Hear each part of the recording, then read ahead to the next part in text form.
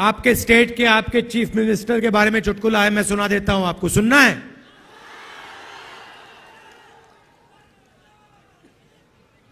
तो आपके chief minister governor के यहां स्वेरिंग इन के लिए गए। बड़ा धूमधाम था। वहां पे बीजेपी के नेता बैठे थे, गवर्नर साहब बैठे थे, सब एमएलए बैठे थे। स्वेरिंग इन होती है, शपथ लेते हैं चीफ मिनिस्टर का। उनके मंत्री, 2-3 मंत्री भी शपथ लेते हैं। खूब तालियां बजती हैं और फिर नीतीश जी निकल जाते हैं, वापस सीएम हाउस की ओर चल जाते हैं। गाड़ी में पता लगता है कि वो अपना शॉल गवर्नर के घर में छोड़ आए। तो ड्राइवर से कहते हैं, भैया चलो, वापस चलो, शॉल उठाना है। तो ड्राइवर गाड़ी घुमाता है, गवर्नर के घर आता है। नीतीश जी निकलते हैं, गवर्नर के पास जाते हैं, दरवाजा खोलते हैं। गवर्नर कहते हैं, भाई इतनी जल्दी वापस आ गए? तो ये हालत है बिहार की। थोड़ा सा दबाव पड़ता है और यू टर्न ले लेते हैं।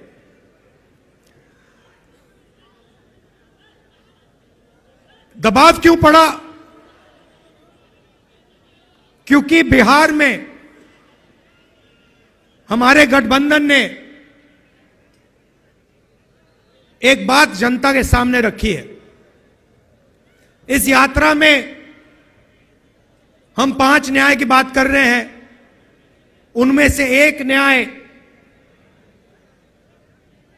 उसको आप सामाजिक न्याय कह दीजिए, उसको आप हिस्सेदारी कह दीजिए, उसको आप भागीदारी कह दीजिए, उसके बारे में हम काम कर रहे हैं। अब बात समझिए, नीतीश जी कहां फंसे, मैं आपको बताता हूं। मैंने नीतीश जी से साफ कह दिया कि देखिए, आपको जाति जनगणना बिहार में करनी पड़ेगी, हम आपको छूट नहीं देंगे। और आरजेडी ने, हमने यह काम नीतीश जी पर दबाव डाल के किया। अब क्या हुआ? अब दूसरे साइड से प्रेशर आया। बीजेपी नहीं चाहती कि इस देश का एक्सरे हो, डरते हैं एक्सरे से। दूध का दूध, पानी का पानी हो जाएगा, पता लग जाएगा कि कितने ओबीसी हैं, कितने दलित हैं, कितने आदिवासी हैं। बीजेपी ये नहीं चाहती।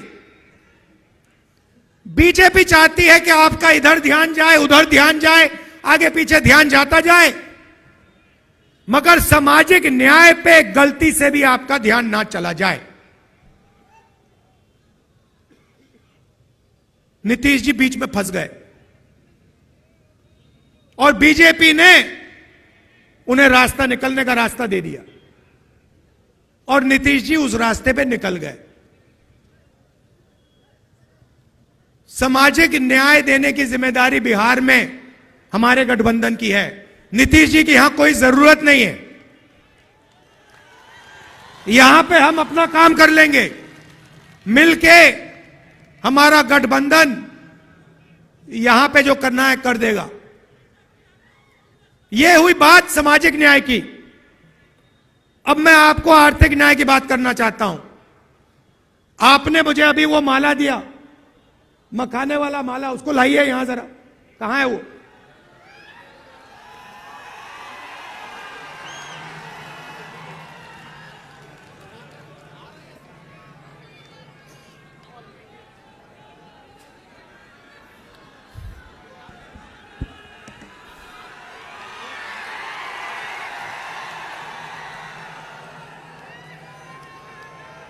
मैं 1 मिनट में आपको आर्थिक अन्याय समझाने जा रहा हूं।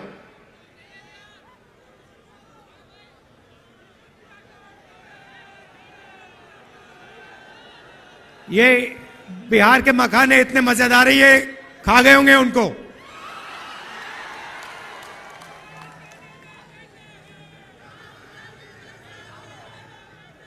खा गए, देखो खा गए। हाँ, लाओ लाओ लाओ लाओ, उसको लाओ। थोड़ा मजा भी आना चाहिए। आ रहा है?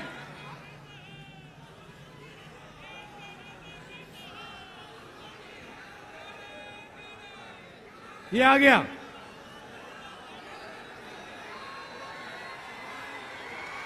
ये देखो कितना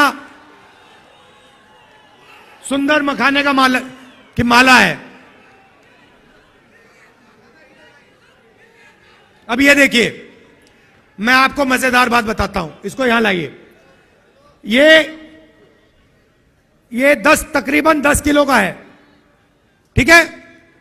इसको यहां रख दीजिए। ये बिहार के गरीब किसानों का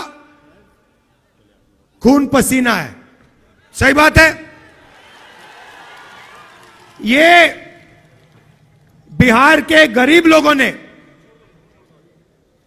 अपना खून पसीना देकर, घंटों पानी में बैठकर ये हमें दिया है। 10 किलो का है ये। आपको मालूम है ये अमेरिका में कितने का बिकता है? अमेरिका में अगर आप इसको बेचोगे, जो बिक रहा है अमेरिका में, ये बड़ा बिक रहा है आजकल। वहां पे फैशन आ गया है कि मखाना खाएंगे, बिहार का मखाना खाएंगे। सबसे पहले उनको मालूम नहीं है ये मखाना कहां से आता है, पहली बात यह है। मगर मेरा सवाल आपसे, ये 10 किलो की जो माला है, ये अमेरिका में कितने रुपए के लिए बिकेगी? चुप हो गए। मैंने नेट पे देखा, अभी देखा, ये माला 15,000 रुपए के लिए अमेरिका में बिकेगी। 15,000 रुपए 10 किलो के लिए। अब मुझे बताओ, इसमें से 15,000 रुपए में से बिहार के किसान को कितना रुपया मिल रहा है? बिहार का किसान 250 रुपए किलो के बेच रहा है, मतलब 2,500 रुपए 10 किलो के लिए।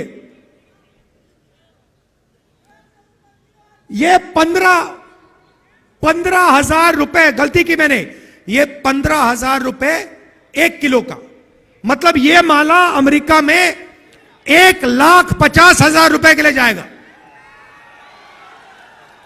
गलती कर दी, सॉरी। 1,50,000 लाख रुपए के लिए ये अमेरिका में बिकता है,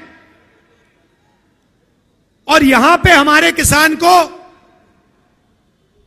250 रुपए प्रति किलो, 2,500 रुपए 10 किलो के लिए।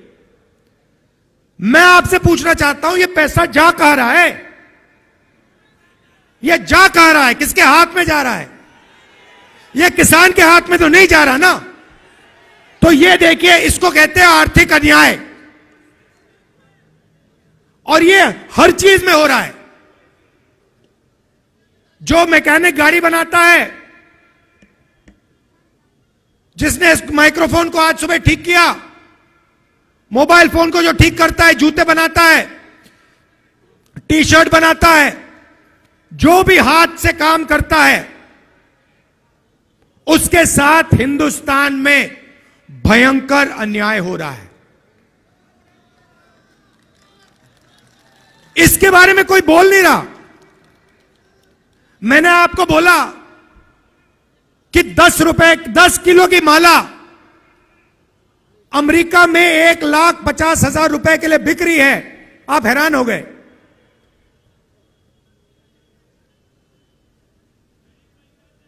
1,50,000 रुपए ये पड़ा हुआ है हमारे सामने।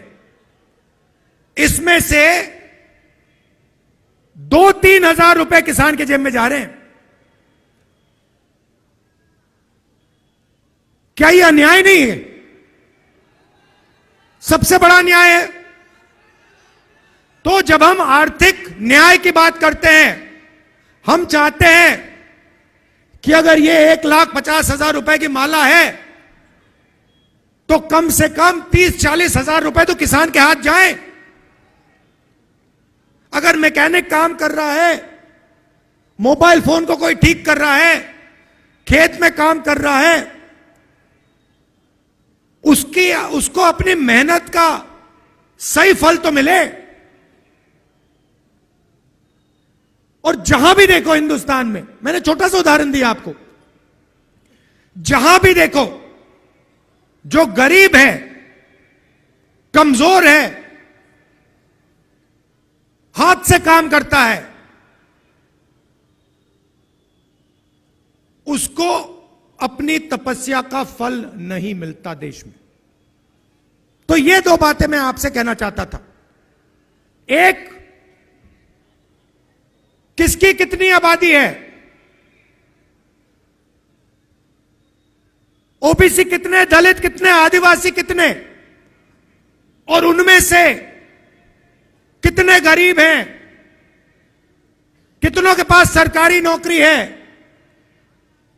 कितने कंपनी में काम कर रहे हैं, देश का एक्सरे। और दूसरा बहुत महत्वपूर्ण सवाल, 1.5 लाख रुपए की माला में से हमारे किसान को 2,500-3,000 रुपए क्यों मिल रहे हैं, ज्यादा क्यों नहीं मिल रहा है? यही दो सवाल हैं हिंदुस्तान के सामने। बाकी सब आपके ध्यान को इधर उधर करने की बात है।